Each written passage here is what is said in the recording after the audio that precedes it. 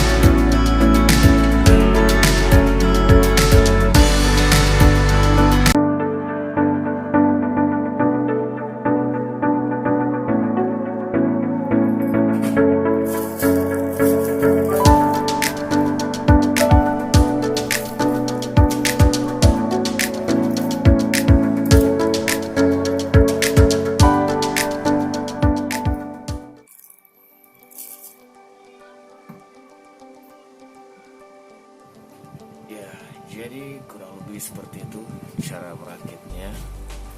Kalau gue rasa sih nggak terlalu ribet ya. So, ya, gue rasa that's it. Adios, sampai ketemu lagi.